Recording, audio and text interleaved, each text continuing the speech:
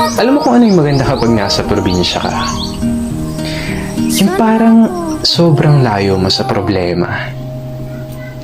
Yung manghuni ng ibon, sariwang hangin, na kahit sobrang bigat ng pakiramdam mo, kapag naranasan mo tong mga to, biglang mawawala na lang. Yung magandang tanawin, tapos yung palaya na ginawa niyong palaruan ng mga kaibigan mo.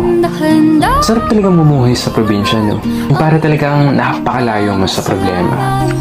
Yung parang napakalayo mo sa malupit na sistema ng mundo. Na kapag nasa probinsya ka, mararamdaman mo talaga yung halaga ng sarili mo kesa sa iba.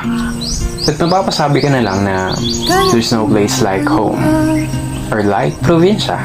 At ikaw na nanonood nito ngayon, masaya ako at naparamdam ko sa'yo ang pamumuhay sa isang probinsya.